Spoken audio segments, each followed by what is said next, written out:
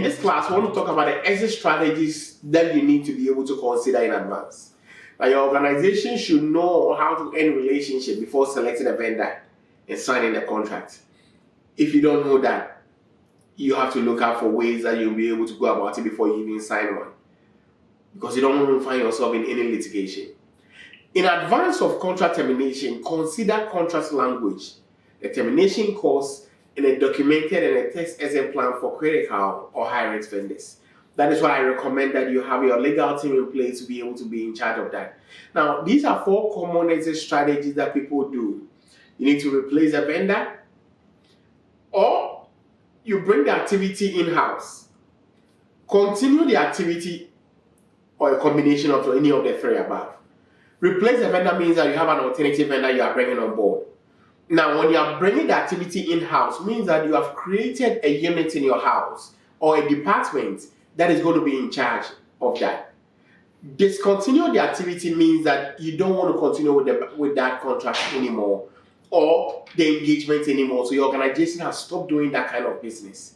And these are things that you need to be able to consider. Now, what are some exit strategy steps?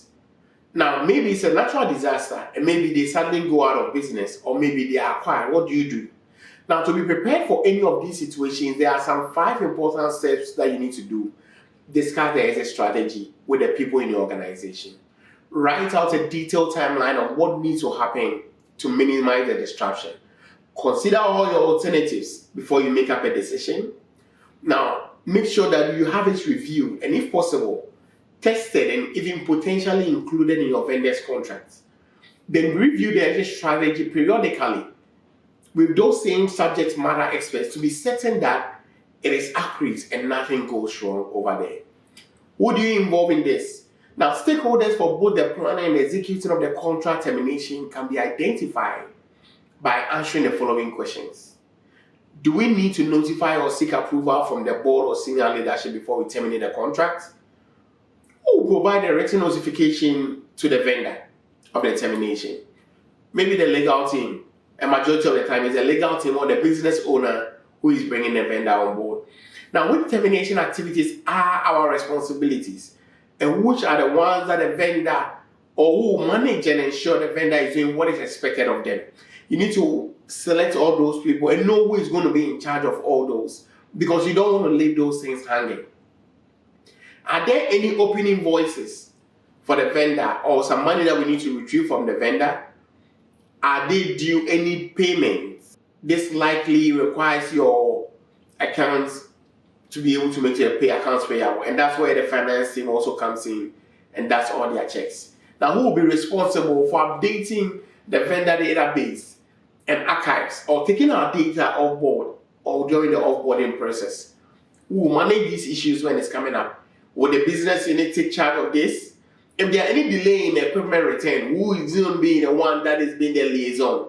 And all these things need to be laid out and known before we even go ahead. Now, we need to validate and test the exit strategy.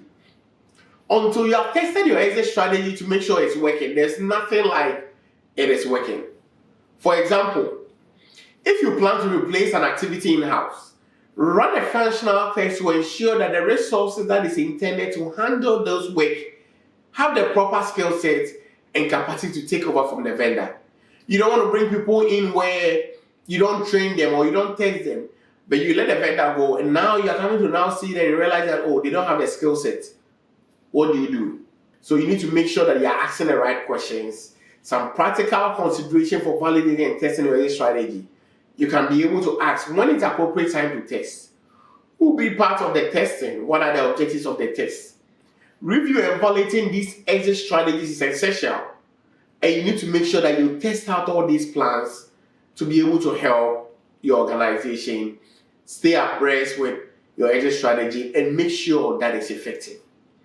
Key takeaway from our discussion today, you know what vendor contract management is, the oversight or who is writing those statements, the 4th party that exists with your 3rd party with whom a contract agreement have been signed. We talked about the various contract languages that you need to include in the legal contract that you are signing, and why, or while it might be the last one on your mind, what is your exit strategy? How are you getting out of this contract? Do you have any insurance in place? And are you going to be, is there any repercussions when you get out of this contract? All these things will be known before you go ahead and sign any contract. I hope you enjoyed this section, and I'll catch you up in the next class.